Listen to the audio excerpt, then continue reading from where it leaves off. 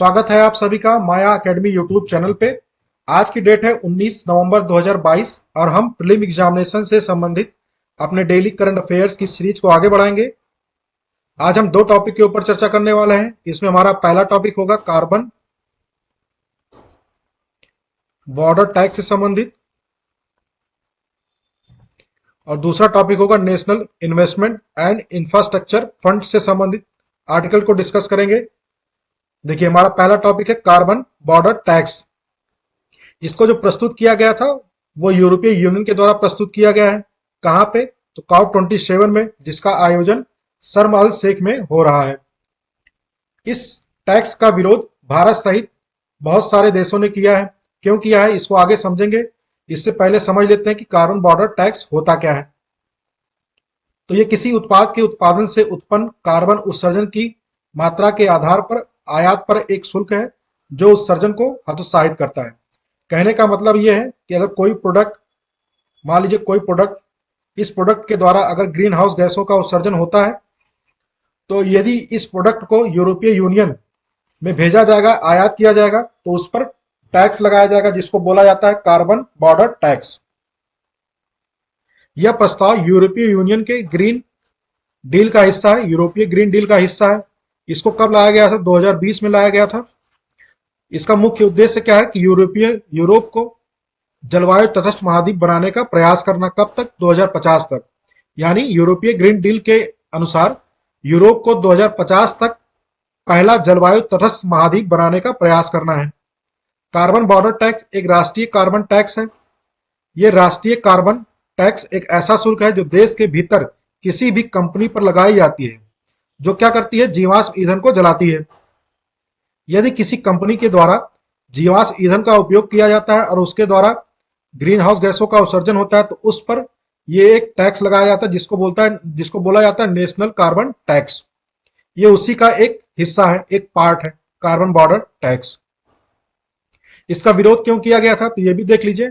Basic यानी Brazil, south Africa, India, China, इसमें 4 देश शामिल है बेसिक में। बेसिक जो ग्रुप है, ठीक है। बेसिक से बी से होता है ब्राजील, ए से हो जाएगा साउथ अफ्रीका, आई से हो जाएगा इंडिया और सी से हो जाएगा चाइना, ठीक है। तो इन देशों के समूह ने एक संयुक्त बयान में यूरोपीय संघ के इस प्रस्ताव को भेदभावपूर्ण, इक्विटी के सिद्धांतों और सामान्य लेकिन विभेदित जिम्मेदारियों के खिलाफ बताया। यह सिद्धांत, इक्विटी के सिद्धांत क्या है? बेसिक का मानना यह है, बेसिक ग्रुप का मानना यह है कि अमीर देशों को जलवायु परिवर्तन से लड़ने के लिए विकासशील और कमजोर देशों को वित्तीय और तकनीकी सहायता प्रदान करने की जिम्मेदारी है, ठीक है। ये जो नीति है ये संरक्षणवाद का प्रचंड रूप भी माना जाता है। संरक्षणवाद क्या होता है? देखिए, संरक्षणवाद होता है जब घरेलू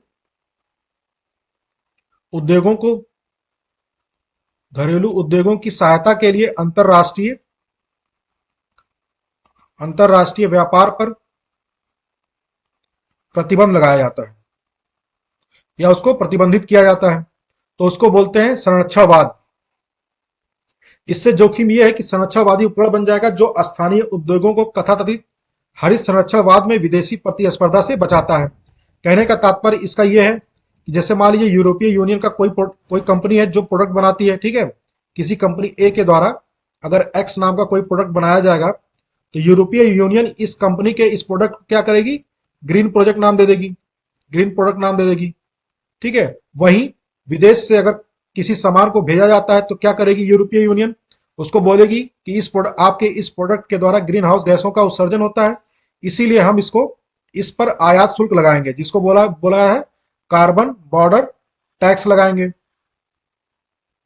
भारत ने क्यों विरोध किया? देखिए, भारत ने क्यों विरोध किया ये भी जान लीजिए। पहले, भारत यूरोपीय यूनियन का तीसरा यानी थर्ड सबसे बड़ा व्यापारिक भागीदार देश है। यूरोपीय यूनियन में जब भारतीय निर्मित वस्तुओं की, इससे क्या हो जाएगी? कीमतों में वृद्धि हो जाएगी। अगर टैक्स लगाया जाएगा तो उससे क्या हो जाएगा? डिमांड, जो भारतीय प्रोडक्ट की जो डिमांड होगी वो कम हो जाएगी। इसीलिए भारत ने इस टैक्स का विरोध किया है। देखिए, समझ लीजिए इस टैक्स को लाने के पीछे की जो मुख्य वजह है, पीछे की जो कारण है, ठीक है, आखिर क्या कारण है कि यूरोपीय यूनियन इस टैक्स को लेके आया है? यूरोपीय यूनियन ने 1990 के दशक के स्तर की तुलना में 2030 तक अपने कार्बन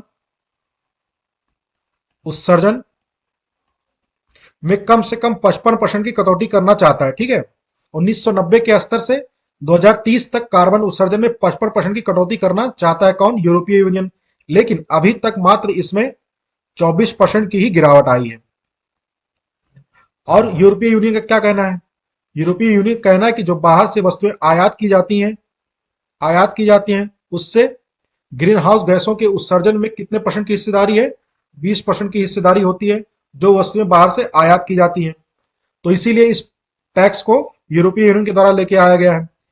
यूरोपीय यूनियन का कहना है कि ऐसा टैक्स अन्य देशों को भी लगाना चाहिए जिससे ग्रीन हाउस गैसों के उत्सर्जन को कम किया जा सके। यदि ऐसा नहीं किया जाता है तो जो कंपनी या जिस व्यवसाय से ग्रीन हाउस गैस को बढ़ावा मिलता है वे अन्य देशों में अपनी व्यवसाय को स्थानांतरित कर लेंगे, जिससे जहां पे इस प्रकार का कोई टैक्स नहीं लगता है। इससे क्या हो जाएगा कि विश्व में ग्रीन हाउस गैसों के उत्सर्जन को और बढ़ावा मिलेगा। यही कारण है कि अभी इस टैक्स को COP27 में प्रस्तुत किया गया है कि ताकि विश्व के अन्य देश भी इस प्रकार का टैक्स लगाएं, जिससे यूरोपीय यूनियन के अंदर जो कंपनी है या जो व्यवसाय है वो भागकर किसी और देश में स्थानांतरित ना हो जाए। नेक्स्ट हमारा टॉपिक है राष्ट्रीय निवेश और इंफ्रास्ट्रक्चर फंड से संबंधित। तो इसकी 5वीं बैठक अभी हाल ही में आयोजित की गई थी। इसकी बैठक की अध्यक्षता केंद्रीय वित्त और कॉर्पोरेट मामले के मंत्री निर्मला सीतारमण के द्वारा की गई थी। इस बैठक की जो मुख्य विशेषता है वो देख लीजिए क्या क्या है। तो देखिए, राष्ट्रीय निवेश और इंफ्रास्ट्रक्चर फंड के द्वारा एक द्विपक्षीय इंडिया जापान फंड स्थापित करने का प्रस्ताव पारित किया गया है। इस फंड में NIIF plus Japan Bank for International Development, इन दोनों की हिस्सेदारी इस द्विपक्षीय फंड में है। इस पर हस्ताक्षर कब किया गया था, समझौता कब हुआ था? तो 9 नवंबर 2022 को इस पर समझौता हुआ था। नेक्स्ट क्या है, देखिए, NIIF की 2 NBFCs कंपनियां हैं जिनकी जो संयुक्त पूंजी थी वो 4200 करोड़ रुपए से बढ़कर कितना हो गई? 2600 करोड़ रुपए हो गई, 26,000 करोड़ रुपए हो गई। कितने वर्षों में? तो 3 वर्षों में। ठीक है, वहीं वित्त मंत्री ने NIIF की टीम को नेशनल इंफ्रास्ट्रक्चर पाइपलाइन, PM गति शक्ति और नेशनल इंफ्रास्ट्रक्चर कॉरिडोर के तहत अवसरों का पता लगाने के लिए भी कहा है। क्यों कहा है? क्योंकि इन परियोजनाओं में ग्रीनफील्ड और ब्राउनफील्ड निवेश परियोजनाओं का एक बड़ा पूल शामिल है। ग्रीनफील्ड और ब्राउनफील्ड प्रोजेक्ट क्या होता है ये देख लीजिए। ग्रीनफील्ड प्रोजेक्ट क्या होता है? यानी ऐसा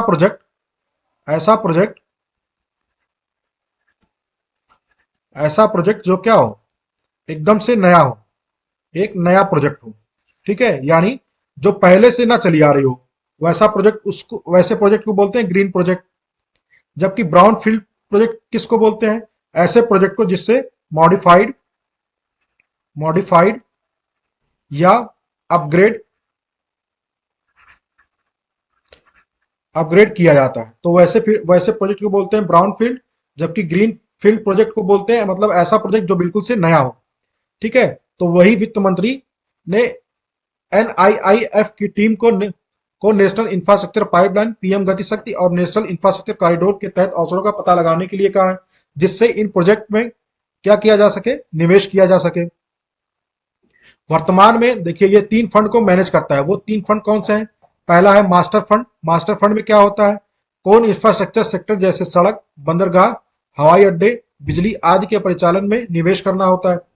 जबकि फंड्स ऑफ फंड का मतलब क्या होता है? भारत में बुनियादी ढांचे और संबंधित क्षेत्र में अनुभव के साथ फंड मैनेजरों द्वारा प्रबंधित होता है, यानी उसको मैनेज किया जाता है। कैसे? Green infrastructure, mid income, affordable housing और इंफ्रास्ट्रक्चर सर्विसेज से संबंधित क्षेत्रों में निवेश किया जाता है इस फंड के द्वारा। जबकि जो हमारा थर्ड फंड है वो है सामरिक अवसर निधि। इसकी स्थापना भारत में उच्च विकास वाले भविष्य के लिए तैयार व्यवसायों को लॉन्ग टर्म कैपिटल प्रदान करने के लिए किया गया था। इसकी ये जो स्ट्रेटजी है, ये ऐसे पोर्टफोलियो का निर्माण करना जो बड़े उद्यमी के नेतृत्व वाले पेशेवरों के रूप में प्रबंधित घरेलू चैंपियन या यूनिकॉर्न हो। तो ऐसे पोर्टफोलियो का इसका निर्माण करना इसका मुख्य उद्देश्य होता है। बात करें अगर राष्ट्रीय इन्वेस्टमेंट एंड इंफ्रास्ट्रक्चर फंड की, तो देखिए ये एक सरकार द्वारा समर्थित संस्था है जिसकी स्थापना दिसंबर 2015 में की गई थी। ये भारत का first infrastructure infrastructure specific specific fund है जिसकी स्थापना दिसंबर 2015 में की गई थी।